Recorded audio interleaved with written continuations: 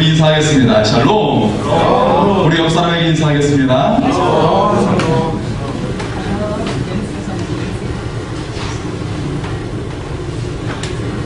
네, 한 주간 하나님의 은혜 가운데 편안히 사셨습니까?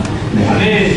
한 주간 하나님께서 주신 말씀 가운데 여러분과 나누고자 하는 말씀은 민수기 14장 8절의 말씀입니다. 여호와께서 우리를 기뻐하시면 우리를 그 땅으로 인도하여 들으시고 그 땅을 우리에게 주시리라. 이는 과연 적과 꿀이 흐르는 땅이니라. 아멘. 이 말씀이 여러분의 삶에 이루어지는 은혜의 말씀이 되기를 소원합니다. 적과 꿀이 흐르는 그 땅을 차지하고 여러분의 기도가 응답받는 은혜가 임하기를 소원합니다. 어느 목사님들 모임 가운데서 젊은 목사님들이 요즘 교회가 힘들다며 이야기를 나누고 있었습니다. 요즘 젊은 사람들이 세상 물질을 많이 추구하고 그 물질을 더 좋아하고 그리고 세상의 즐거움을 따라 그렇게 살아가고 있다는 거예요. 그래서 교회 숫자가 그렇게 줄어들고 있다고 고민을 이야기하고 있었어요. 그런데 어느 나이 드신 목사님께서는 이런 말씀을 하시는 거예요. 저는 교인이 줄고 있어서 행복한 목회자입니다 라는 거예요. 그래서 젊은 목사님들은 깜짝 놀랐어요. 아니, 교인들을 줄고 있는데 무슨 행복한 목회라고 말씀하시는 겁니까? 과연 어디에서 목회하시길래 그렇게 말씀하십니까? 라고 물어봤어요. 그랬더니 그 나이 드신 목사님께서 대답을 하십니다. 저는 교도소 목회를 합니다. 그래서 교도소 교인들이 줄어드니까 너무 행복합니다. 그러니까 예, 교도소에 오는 죄수의 숫자가 줄어드니까 얼마나 행복하겠습니까? 그죠? 그들이 새롭게 변화되어서 죄 짓지 않고 다시 들어오지 않으니까 얼마나 행복하겠습니까? 네. 여러분, 모든 사람들은 죄 가운데 살아가죠. 그 죄를 스스로 해결할 수 있는 사람이 아무도 없어요. 그 죄를 지으면 죄의 대가를 치러야 되는데 성경은 죄값이 사망이라고 이야기하고 있습니다. 오늘 희생제물을 통해 우리에게 죄사함을 얻게 하신 주님의 은혜가 여러분에게 임할 수 있기를 소원합니다. 오늘은 그리스도께서 임재하시는 예배에 대한 두 번째 말씀으로서 희생제물에 대한 은총에 대한 말씀이에요. 희생제물의 놀라운 은총에 대한 말씀입니다. 주님의 그 은혜와 사랑으로 우리가 구원받았음을 우리가 깨달아 알 수 있기를 소원합니다. 오늘 본문의 말씀은 이스라엘이 출애굽하기 전에 생명을 구하기 위해 지켰던 유월절에 대한 말씀입니다. 자신의 생명을 구하기 위해서 내 가정을 구원하기 위해서 지켰던 유월절에 대한 말씀이에요. 이 유월절을 지킬 때 몇 가지 사건이 같이 있었습니다. 세 가지를 소개할 수 있는데 한 가지는 애굽의 마지막 10번째 재앙이 내려진 거예요. 장자의 죽음의 재앙이 내려진 것입니다. 두 번째 사건은 어린 양을 잡아서 그 피를 문설주에 바르면 죽음의 사자가 뛰어 넘어갔다라는 거예요. 죽음의 사자가 그 집을 뛰어 넘어갔다라는 거예요. 예, 그런 구원의 역사가 임한 것이고, 세 번째 사건은 하나님의 백성들이 유월절 어린 양을 그 고기를 먹고 그리고 누룩을 넣지 않은 무교병 빵을 먹었던 것입니다. 네. 그래서 어린 양 고기와 무교병 빵을 먹는 그런 의식을 치르게 되었어요. 여기서 유월절의 의미에 초점을 맞춰야 합니다. 유월절은 어떤 날입니까? 지금 오늘 우리에게 이 유월절은 어떤 의미를 가지고 있는 것일까요? 간단히 두 가지를 소개합니다. 첫째는 유월절은 어린 양 희생제물로 우리가 목숨을 건진 날입니다. 어린 양 희생제물로 목숨을 건진 날이에요. 애굽 사람들은 어린 양의 희생제물을 드리지 않았습니다. 그래서 애굽에는 장자들이 모두 죽게 됐어요. 짐승들의 첫 태생도 죽게 되는 것이었습니다. 모든 가정에서 곡소리가 들렸어요. 그 가정에 3대 독자가 있으면 할아버지, 아버지, 아들까지 3명이 모두 죽어나가는 것이에요. 정말 참혹한, 아주 비참한 일이 애국 모든 땅에 임했습니다. 그러나 유월절 희생제물을 드렸던 이스라엘 백성들, 하나님의 백성들에게는 그들은 목숨을 건질 수가 있었습니다. 하나님 말씀 따라서 희생제물로 드렸기 때문이었어요. 마찬가지로 희생제물이 되신 예수 그리스도로 인해서 우리는 목숨을 건졌습니다. 죄의 값은 사망이요 영원한 파멸로 가게 되는 것인데, 우리는 예수님의 그 희생으로 구원을 얻게 된 줄 믿습니다. 여러분, 불교를 비롯해서 다른 종교들을 보면 자신의 고행과 노력으로 스스로 구원을 이루어야 합니다. 하지만 우리 주 예수 그리스도는 우리를 대신하여 하나님이신 그 예수님께서 자신을 내어주심으로 스스로 희생제물을 되어주셔서 이를 믿는 자마다 구원을 입게 하신 것을 믿으시기 바랍니다. 두 번째로 유월절의 의미는 애굽에 종되었던 곳에서 자유를 얻게 된 것입니다. 우리도 죄로 인해 사탄의 노예가 되었었습니다. 그러나 유월절 어린 양 대신 예수 그리스도의 희생으로 우리가 구원을 얻었고 자유를 얻은 하늘 백성이 된 줄 믿습니다. 우리는 일제 침략기를 거쳤습니다. 일제 침략기 때 젊은 남자들은 학도병으로 끌려가서 전쟁터에서 죽게 되었어요. 젊은 여자들은 일본군의 성노리개가 되었습니다. 일제 침략기는 자유가 없습니다. 내가 꿈을 가지고 있어도 그 꿈을 이룰 수가 없습니다. 자기 삶을 주도하지 못하고 끌려가게 됩니다. 몸이 만신창이된 채 고난을 당하고 심지어 죽음을 맞이하게 되었어요.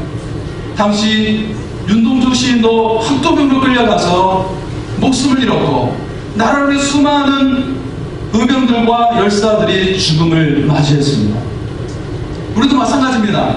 사탄의 노예로 있다면 그것은 진정한 인생이 아니라 멸망받을 인생이 되는 것입니다.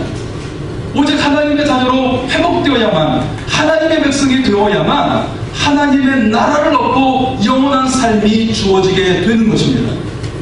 그래서 진정한 자유를 누리면서 살아가는 인생이 되는 것입니다. 아무리 많은 재산을 가지고 있고 여러 집을 거느리고 있어요.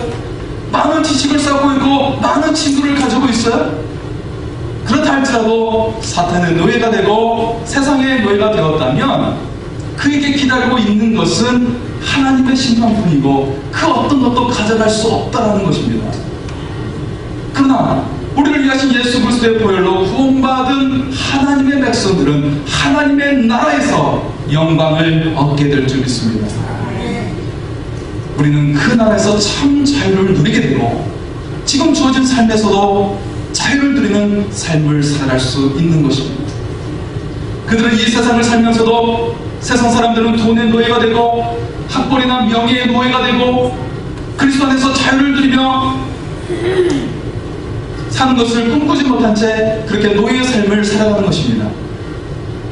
제가 다른 친구를 통해서 알게 되는 그 사람은 계속해서 시원을 나가려는 거예요. 그래서 한 번 정도는 됐는데 계속 또다시 시원 나가다가 집이 풍진박산 나고 그 많던 재산을 다 날려먹었어요. 그 명예를 추구하고 명예의 노예가 되었던 것입니다. 그래서 그렇게 인생도 망치고 그 가정도 망치는 삶을 살아가는 것을 보게 됩니다. 하지만 그리스도 안에서는 우리가 참된 자유를 누리면서 그 어떤 은혜도 우리가 구속받지 않고 진정한 자유인의 삶을 살아가는 것입니다. 영원한 삶이 그들에게 보장되어 있기 때문에 우리에게는 질병과 사망에도 두렵지 않는 그런 자유의 삶을 살아갈 줄 믿습니다. 구약의 이스라엘 백성들은 매년 6월절이 오면 희생제물을 드려야 했습니다. 또한 속죄일이 있었는데 매년 그해 내가 지었던 죄를 용서받기 위해서 하나님께 속죄제물을 드려야 했어요. 양을 잡고 염소를 잡아서 거기에 안수를 해가지고 그렇게 속죄제물을 드려야 죄 용서를 받을 수 있었습니다. 그만큼 우리가 죄와 심판으로부터 벗어날 수 없는 존재라는 의미입니다. 그러나 어린 양 희생제물이 되신 예수 그리스도, 하나님이신 예수 그리스도께서 십자가에 단 한 번 죽으심으로 우리를 구원해 주셨습니다. 우리를 하늘 백성이 되게 하셨습니다. 그리고 영원한 생명을 우리에게 허락해 주셨습니다. 성경에는 대표성의 원리가 등장합니다. 두 가지를 이야기할 수가 있는데요. 첫째는 주인입니다. 모든 사람들이 자기 죄로 인해 죽게 되죠. 심판을 받게 됩니다. 그러나 하나님의 독생자 예수 그리스도로 말미암아 주님의 그 단 한 번 희생으로 모든 인류가 구원을 얻게 되었어요. 주님을 믿는 사람마다 구원을 얻게 된 것입니다. 주님께서 우리의 죄를 대속해 주셨습니다.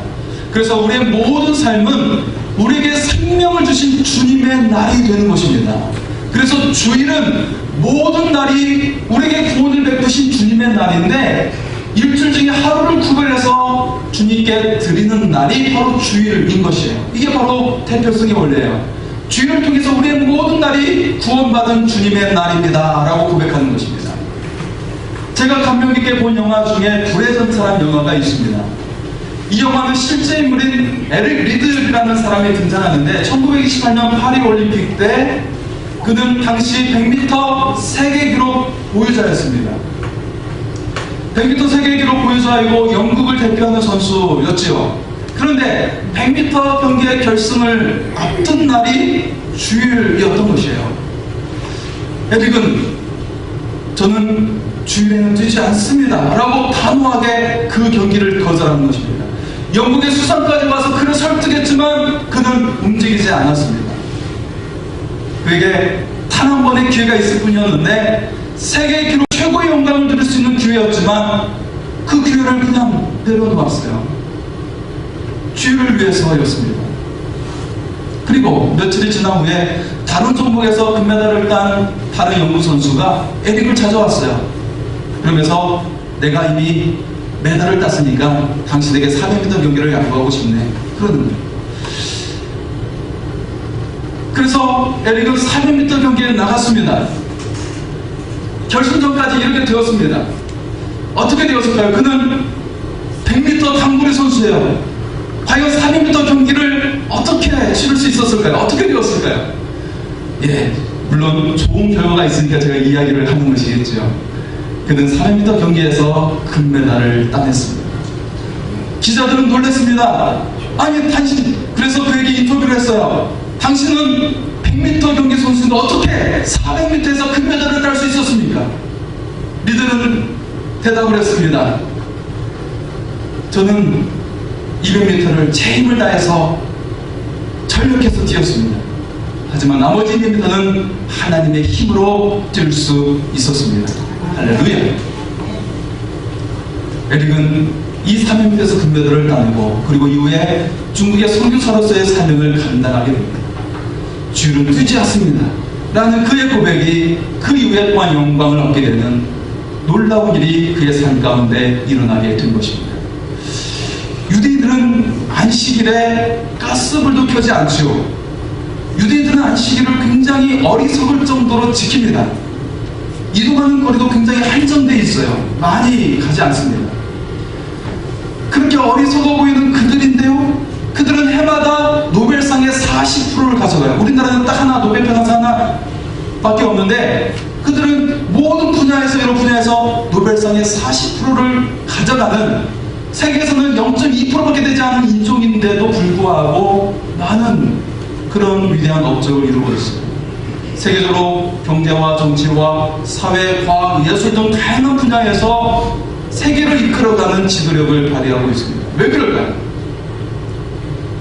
그들은 바로 안식일을 구별하여 지키는 민족이었기 때문에 하나님께서 그들의 삶을 이끌고 있다는 사실입니다. 바로 우리가 주일을 지키는 것이 아니라 주일이 우리를 지킨다는 사실입니다. 대표성문의 두 번째는 11조입니다.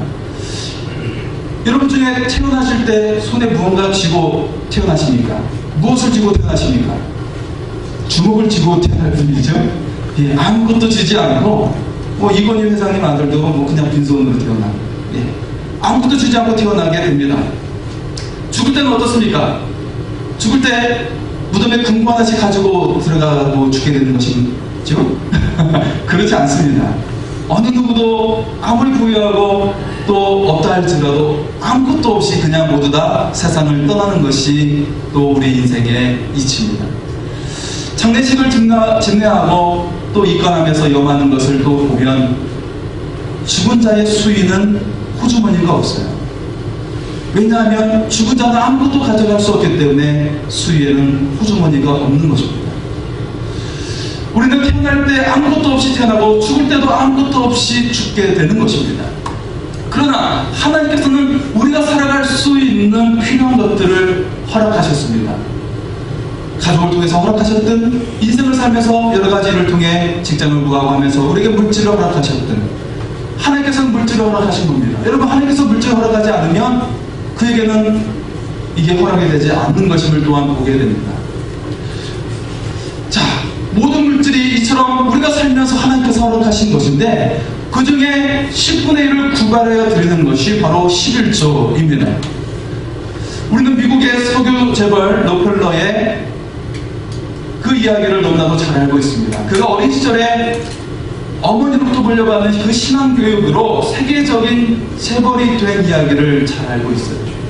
록펠러는 어린 시절에 어머니로부터 가장 중요한 두 가지 신앙교육을 받게 되는데, 첫째는 예배 시간에 반드시 앞자리에서 예배 드리라는 것이었습니다. 하나님께서 가장 큰 은혜를 앞자리에 부어주신다는 것이었습니다. 우리 장문현 집사님도 우리 한찬 장모님, 하나님의 그 은혜가 내려주실 줄 믿습니다. 이처럼 앞에 하나님의 그 은혜가 내려주신다라는 가르침이었고, 두 번째는 반드시 하나님께 11조를 드리라는 것이었습니다. 그의 어머니는 가난한 농부였습니다. 어머니는 8살의 록펠러에게 20센트를 주면서 말했어요. 이 중에 10분의 1은 누구 거지? 예, 하나님 것이에요 라고 대답하는 것이었어요. 어린 록펠러는 그때 교육에 계속 삶이 되어서 첫 번째 직장을 구했을 때 그의 월급이 4달러였습니다. 4달러, 지극히 작은 액수였지만 그 중에 10분의 1을 하나님께 드리고 또 일부는 선행하는 데 또 쓰고 하면서 그렇게 생활을 했던 그에게 그 11조의 그 기적이 그로 하여금 세계적인 재벌로 만드는 기적으로 일어나게 되었다는 것입니다. 록펠러는 33살의 백만장자가 되었고, 43살의 미국의 최고의 가부가 되었고, 53살의 세계적인 재벌이 될 수 있었습니다. 그의 11조를 계산한 사람만 40명에 달했고요. 그리고 그는 시카고 대학을 비롯해서 10개의 종합대학을 세우고 4,928개의 교회를 세우는 놀라운 일을 통해 하나님께 영광 돌리게 됩니다. 희생제물은 매우 중요한 겁니다. 그거는 나를 살리는 일이기 때문에 그렇습니다. 성경에는 희생제물에 대해 어떻게 말하고 있습니까? 세 가지로 소개할 수 있는데요. 첫째는 성전이 있을 때는 양을 잡아서 피를 흘림으로 희생제물을 드렸습니다. 6월절과 속죄일에 희생제물의 안수함으로 내 죄가 그 희생제물에게 가게 됩니다. 내 죄가 옮겨갑니다. 그리고 그 양을 죽이고 피 흘리게 되면 내 죄가 사함을 받게 되는 것입니다. 그래서 죄사함 받고 내가 살고 구원받은 백성이 되는 것입니다. 두 번째 모습은 성전이 파괴되고 포로기 이후 때는 물질로 드렸다는 것이죠. 바벨론에 의해서 예루살렘 성전이 완전히 파괴되었어요. 그래서 그 백성들이 세계 곳곳에 흩어지게 되었는데 회당을 세웠습니다. 거기서 예배를 드리는데 하나님께 물질로 이제는 희생제물을 드리는 거예요. 물질로 헌물과 11조로 드리는 것입니다. 구약의 마지막 선지자인 말라기 선지자는 3장 8절에서 11절에 이렇게 말씀하고 있습니다. 한번 화면을 보도록 할까요? 말씀을 보도록 하겠습니다. 말라기 3장 8절에서 11절 말씀 제가 읽겠습니다. 사람이 어찌 하나님의 것을 도둑질하겠느냐? 그러나 너희는 나의 것을 도둑질하고도 말하기를 우리가 어떻게 주의 것을 도둑질하였나이까 하는도다. 이는 곧 11조와 봉헌물이라. 너희 곧 온 나라가 나의 것을 도둑질하였으므로 너희가 저주를 받았느니라. 만군의 여호와가 이르노라. 너희 온전한 11조를 창고에 들여 나의 집에 양식이 있게 하고 그것으로 나를 시험하여 내가 하늘문을 열고 너에게 복을 쌓을 것이 없도록 굳지 아니하나 보라. 만군의 여호와가 이르노라. 내가 너희를 위하여 메뚜기를 금하여 너희 토지 소산을 먹어 없어지지 못하게 하고 너희 밭의 포도나무가 기한 전에 떨어지지 않게 하리니 너희 땅이 아름다워짐으로 모든 이방인들이 너희를 복되다 하리라. 만군의 여호와의 말이니라. 말라기 선지자는 11조가 철저히 하나님의 영역이라고 말하고 있습니다. 11조는 마치 씨앗과 같은 것입니다. 여러분, 이 해에 농사를 지어야 되는데 그 씨앗을 다 볶아서 먹으면 어떻게 돼요? 그 씨앗을 먹으면 어떻게 되겠습니까? 그 해에 농사는 지을 수 없는 것입니다. 어떤 열매도 거둘 수가 없는 것이죠. 씨앗을 심지 않은 채 열매를 거둔다는 것은, 열매를 기대한다는 것은 전혀 생각할 수 없는 일입니다. 바로 하나님께 드리는 11조는 씨앗과 같아서 하나님께 심겨지게 돼서 여러분에게 삶의 열매, 그리고 영혼의 열매를 맺게 될 줄 믿습니다. 뿐만 아니라 하나님께서 약속하시는 것은 너희의 당대뿐만 아니라 너희가 천대에 이르는 복을 받을 것이라고 이야기하고 있어요. 여러분의 자손에게도 그 하나님의 놀라운 은혜의 영향력이 미치는 은혜의 역사가 일어날 줄 믿습니다. 마지막 세 번째는 초대교회는 어떻게 했을까요? 헌신적으로 드렸다는 것입니다. 초대교회는 사도행전 2장에 보면 자신의 물질을 자기 것으로 생각하지 않고 서로 통용하는 모습을 보여주고 있습니다. 특히 사도 바울은 고린도후서 8장에 우리가 드리는 헌금에 대해 몇 가지를 강조하고 있어요. 당시 예루살렘 교회를 도와야 하는데 고린도 교회는 풍요로웠지만 결단한 것을 드리지 못했습니다. 그러나 마게도냐의 빌립보 교회는 굉장히 어려운 상황 속에서도 열심을 다해 넘치도록 드린 것에 대해서 칭찬하고 있습니다. 바울은 첫째, 그들의 그 드림이 은혜의 증거로 드렸다고 강조하고 있어요. 은혜의 증거로 드렸다는 거예요. 빌립보 교회는 환난과 많은 시련 속에서도 하나님의 은혜가 그들이 닥친 환난을 압도하여서 그들이 우울하기는커녕 시련을 당할수록 더욱 넘치는 기쁨을 가지고 있었다는 것입니다. 이러한 일은 그들에게 임한 하나님의 크신 은혜 때문에 가능했기 때문에 헌금은 그들에게 은혜의 증거라고 바울은 칭찬하고 있습니다. 두 번째는 구조적인 가난에도 풍성히 드렸다는 것입니다. 마게도냐의 빌립보는 로마의 지가에 있었기 때문에 금광이나 은광, 성방료, 나무를 베는 수입원들, 이 모든 것들이 로마인들이 다 수탈해가는 거예요. 구조적으로 가난할 수밖에 없었습니다. 그러나 또한 이 기독교인들에게는 하나님을 믿는다는 이유로 말미암아 여러 가지 경제적인 활동이 제한되어 있었습니다. 그럼에도 불구하고 그들이 하나님께 그렇게 할 수 있었다는 것, 당장 먹을 양식과 상품도 부족한 상황에서 그런 극심한 가난 속에서 있는데도 불구하고 그들이 위축되거나 인색하지 않고 하나님께서 내게 주신 은혜에 감격해서 풍성히 드릴 수 있었다는 것입니다. 그리고 세 번째로 그들이 힘이 지나도록 드렸다고 칭찬하고 있습니다. 고린도서 3절에 빌립보 교회는 힘에 지나도록 드렸다는 것이고, 네 번째는 자원하는 마음으로 드렸다는 것입니다. 누구의 요청이나 명령이 아니라 스스로 자원하는 마음으로 드렸다는 것이죠. 그리고 다섯째는 먼저 그들이 요청했다는 겁니다. 4절과 5절에 보면 그들은 한 걸음 더 나아가서 예루살렘의 헌금 사역에 우리가 참여하게 해달라고, 우리도 고린도 교회와 더불어서 참여하게 해달라고 그들이 먼저 요청했다는 것이죠. 그리고 여섯째는 참 중요한 내용인데요, 그들이 자신을 드렸다는 것입니다. 빌립보 교회는 그들이 헌신적인 행위를 바울이 봤을 때는 굉장히 성숙한, 바울의 생각에도 훨씬 더 성숙한 모습이었다는 것입니다. 그들이 이런 감동적인 모습을 보여줄 수 있었던 것은 바로 자신을 드리는 그런 믿음 때문이었다는 것입니다.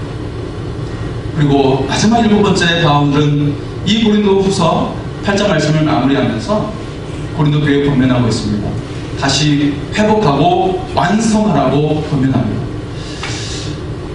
고린도를 향해서 먼저 너희가 시작했던 그 일을 회복하고 하던 일을 성취하고 주어진 사역을 완성하라고 권면하고 있습니다. 바울의 권면은 오늘날 구원받은 우리에게도 주신 권면입니다.